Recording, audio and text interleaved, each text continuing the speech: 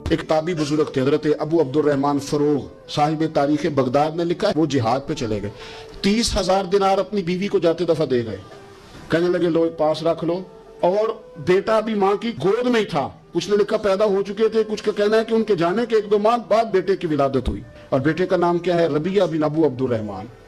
और ये बेटे वो हैं जो हजरत इमाम मालिक जैसे लोगों के उस्ताद हैं, हजरत हसन बसरी जैसे लोगों ने उनसे पढ़ा, खुद जिहाद पे चले गए। आज तो फौजियों की नौकरी है ना जी, उनका ये निजाम है कि वो जाते हैं, उन्हें तनख्वाह मिलती है, छुट्टी पे आते हैं। उस जमाने में ये था कि माले गनीमत से हिस्सा मिलता था, और फतुहात का ये तरीका था कि ये इलाका फतह हुआ तो आगे चले गए, वो फतह हुआ तो आगे चले गए, वो फतह हुआ तो आगे चले गए। किसी ने लौटना है तो पाबंदी नहीं थी, लौट सकता है। कुछ लोग जिहाद में ही रहते थे।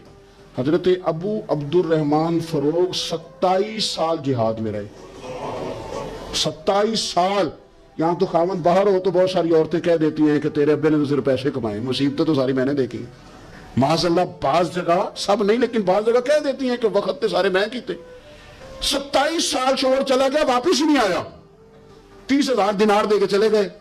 27 साल के बाद ख्याल आया घर का, अब बेटा मुहद्दिस बन गया, आलिम बन गया, और कमाल ये कि रहते कहाँ थे, हुजूर के मदीने में, मदीना तुन नबी में, मदीना मुनव्वरा में सल्लल्लाहु तआला अलैहि वसल्लम।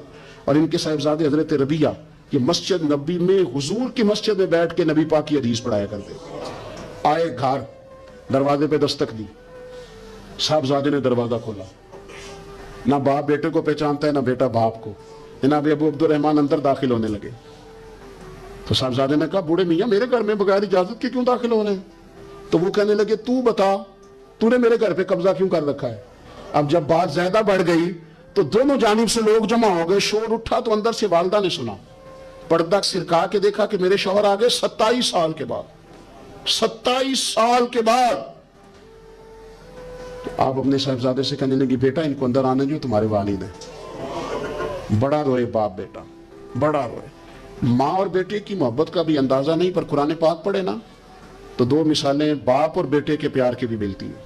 एक हजरत याकूब अलैहिस्सलाम का जनाब यूसुफ से प्यार, और एक हजरत इब्राहिम का हजरत इस्माइल से प्यार, और जनाब इस्माइल की जनाब इब्राहिम की फर्मा बरदारी की मिसाल। इसका भी जवाब कोई नहीं। बाप इतना रो रहे हैं और बेटे की याद में, इसका भी अंदाजा कोई नहीं कर सकता। बाप बेटा मिल के बड़ा रोए। असर की नमाज का वक्त हो गया, हजरत रबिया जो मुहद्दिस हैं वो वुजू करके मस्जिद शरीफ चले गए। ये अभी चूंकि सफर से आए थे, इन्होंने खाना वाना खाया, थोड़ी देर बीत गई, तो ये नहीं पूछा पीछे हाल क्या रहा। पूछते हैं अपनी बीवी से, मेरे 30,000 दिनार कहाँ हैं? तो ये कहने लगी, मस्जिद जाए ना, हुजूर की मस्जिद में असर पढ़ के आए, फिर मैं बताती हूँ पैसे कहाँ हैं। हजरत रबिया ने इमामा बांधा, जुब्बा पहना, हुजूर की मस्जिद में बैठे और हदीस पाक का दर्स दे रहे हैं। सामने हजरत हसन बसरी जैसे, इमाम मालिक जैसे लोग बैठे। हजरत अबू अब्दुर्रहमान फरोग जो इनके वाली थे, असर की नमाज पढ़ के ना तो पूछते हैं एक शख्स से, ये कौन है नौजवान काली दाढ़ी वाला, उम्र ज्यादा नहीं पर किस तरह शौक से हुजूर का दीन बयान कर रहा है, कौन है? तो बताने वाले ने कहा कि हुजूर एक ना अबू अब्दुर्रहमान नाम के बुजुर्ग हैं, वो 27 साल से जिहाद में गए हुए, ये उनका बेटा है। ये सुना कि मेरा पुत्र इतना बड़ा आलिम, छम छम आंसू बहे, दाढ़ी भर गई आंसू, हुजूर की मस्जिद में तशक्कुर के आंसू, खूब रोए, खूब रोए। उठे घर गए, और जब आंसुओं भरा चेहरा लेके घर आए तो अम्मा सारी बात ही समझ गई। कहने लगी, देखा है वो बेटे को हदीस पढ़ाते, अब पता चला मैंने आपके 30,000 दिनार कहाँ खर्च किए, मैंने आपका पैसा जाया तो नहीं किया। हजरत अबू अब्दुर्रहमान फरोग फरमाने लगे, रब तुझे सिला दे और मेरी तरफ से भी दे, तूने तो कमाल कर दिया है। हदीस तेरा बेटा पढ़ा रहा था और कद मेरा ऊंचा होता जा रहा था, सबक तेरा बेटा दे रहा था, यूं लग रहा था कि दर्जे मेरे बुलंद हो रहे हैं। हमारे यहाँ ना अमीर का तो वैसे दिल करता है कि वो अमीर लोगों के साथ दोस्ती रखे, उनके तो वैसे बड़े मसले हैं बेचारों के, उन्होंने अपने काम निकलवाने होते हैं, ताजरों को कुछ सियासतदानों से रब्त रखना पड़ता है, बड़े बड़े मसले हैं, बड़े बड़े मसाइल हैं, बड़े बड़े लोगों से लोगों ने राब्ते रखे होते हैं कि दुनिया में अगर कोई काम पड़ गया, कोई मुश्किल आ गई तो हम जरा फटाफट उनसे बात कर लेंगे। ये तो मामला अपनी जगह पे कायम है कि ताजर ने, सियासतदान ने, बड़े लोगों ने बड़े लोगों से रब्त बनाया, लेकिन अब कमजोरी इस तरह की आती जा रही है कि गरीब भी गरीब से दोस्ती नहीं करता, गरीब भी ढूंढता फिरता है कि कोई अमीर आदमी मिले, कोई तगड़ा आदमी मिले وہ بھی منت کر کے فوٹو کھچوائے گا تو کھچوائے گا کسی رئیس کے ساتھ. غریب بھی پسند نہیں کرتے کہ ہم غربا کے ساتھ پیار کریں. ہمارے دائیں بائیں بہت سارے ایسے لوگ ہوتے ہیں جو کمزور ہوتے ہیں, اور میں نے دیکھا ہے کہ زندگی میں تو خیر کرنا دور کی بات ہے, جنازے تک میں لوگ نہیں جاتے.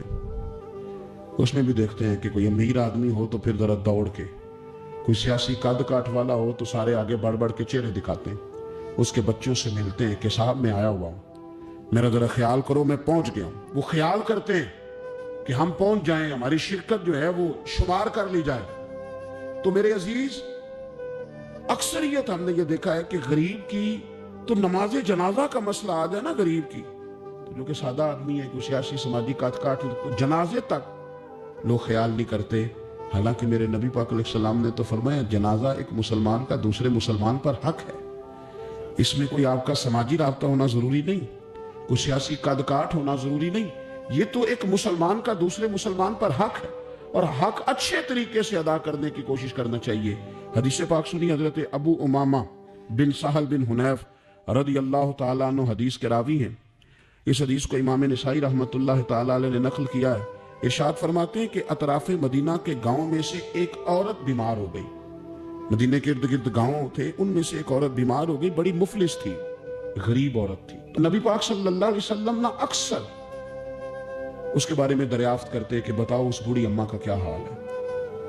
ہمارے ہاں بھی خبریں آتی ہیں اخباروں میں, پوچھا جاتا ہے, لیکن کب؟ جب کسی بڑے آدمی کو کھانسی بھی لگ جائے, فلاں صاحب کو زکام ہو گیا اور ان کو فوری طور پر فلاں جگہ منتقل کر دیا گیا, اور سیاسی اور سماجی سرگرمیاں انہوں نے معطل کر دی, تو یہ خبر سب جگہ بریک ہوتی, اس کو فوری طور پر آگے بڑھانے کی کوشش کی جاتی.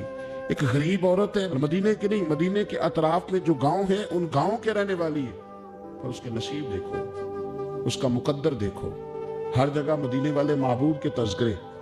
وہ کتنی نصیبوں والی عورت ہے جس کے بارے میں حضور کئی دفعہ پوچھتے کہ اس بیمار کا حال بتاؤ. بظاہر اس کا کوئی سیاسی سماجی مالی قد کاٹ نہیں, لیکن یوں لگتا ہے کہ اس کا قد حضور کی تیمارداری کی برکت سے, جب نبی پاک نے اس کا پوچھا ہوگا تو یوں لگتا ہے اس کا قد آسمانوں کے برابر چلا ہو گیا, آسمانوں کے برابر چلا گیا ہوگا. رسول کریم علیہ السلام بار بار پوچھتے, اور جب اس کے زیادہ بیمار ہونے کی خبر آئی تو حضور نے فرمایا اگر وصال ہو گیا تو مجھے خبر کرنا. صحابہ کرام فرماتے ہیں رات کو وصال ہوا, رات کے وقت ہی غسل کفن کر کے اسے مدینہ شریف لایا گیا, لیکن جب معلومات کی گئی تو حضور بظاہر آرام فرما, حضور آرام کر رہے ہیں. صحابہ نے مناسب نہیں سمجھا کہ نبی پاک علیہ السلام کو تکلیف دی جائے, سرور کائنات صلی اللہ علیہ وسلم کو جگانا مناسب نہ سمجھا. لوگوں نے نماز جنازہ پڑھا, اس کو دفن کر دیا. حضور نے صبح پوچھا مجھے خبر کیوں نہیں دی؟ بڑے جنازے ہو کے گزر گئے, بڑے لوگ تھے جو چلے گئے, لیکن یہ کتنی نصیبوں والی ہے کہ حضور نے فرمایا مجھے بتایا کیوں نہیں؟ اب مجھے بتاؤ. او یارو ذرا غور کرنا, ساری دنیا گنبد خضرا پر, ساری دنیا حضور کی بارگاہ میں سلامی دینے, اور میرے نبی کریم صلی اللہ علیہ وسلم نے کیا فرمایا؟ فرمایا مجھے بتاتے نہیں اس کی قبر کہاں ہے. یعنی حضور قبر کا پتہ پوچھے. محبوب حضور تو ویسے کسی جگہ قریب سے گزر جائے نا تو اعلیٰ حضرت فاضل بریلوی فرماتے ہیں وہ جس سمت آ گئے ہیں کوچے بسا دیے ہیں, وہ تو علاقہ ویسے ہی مہک جاتا ہے, بس جاتا ہے. حضور قبر کہاں ہے؟ اس کا کوئی سیاسی قد کاٹ ہے؟ یہ کوئی بہت بڑے قبیلے کی ہے؟ حضور نے فرمایا دیکھو غریبی کو اعزاز اس طرح دینا, یہ میرا اسوہ حسنہ ہے, اس طرح غریبوں کے ساتھ سلوک کرنا. پھر غریب مایوس نہیں ہوں گے, پھر غریب خودکشیاں نہیں کریں گے, پھر غریب اپنے آپ کو معاشرے سے کٹا ہوا محسوس. کہاں ہے اس کی قبر؟ یا رسول اللہ اس قبرستان میں یہ قبر ہے.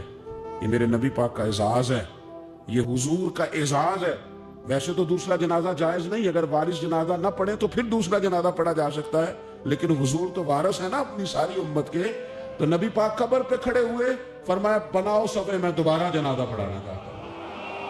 ایک دیہات میں رہنے والی مفلس عورت, ایک دیہات میں رہنے والی غریب عورت, وہ بی بی جس کا کوئی بظاہر لمبا چوڑا نام نہیں, کوئی بڑے القابات سے پکارا نہیں جاتا. حضور نے 4 تکبیروں کے ساتھ, امام نسائی نے لکھا ہے, دوبارہ جنازہ پڑھا ہے, اور لوگوں کو بتایا کہ اس طرح کر کے اگر تم غریبی سے پیار کرو گے نا, ان کی مہک نے دل کے غنچے کھلا دیے ہیں, وہ جس راہ چل دیے ہیں, کوچے بسا دیے ہیں, اور کیا خوبصورت انداز ہے فاضل بریلوی کا، کہنے لگے کہ میں مجرم ہوں آقا مجھے ساتھ لے لو، کہ رستے میں ہے جا بجا تھانے والے، حضور آپ مہربانی کریں ایک دفعہ تشریف لائیں، میرا بازو پکڑ کے مجھے گزار دیں۔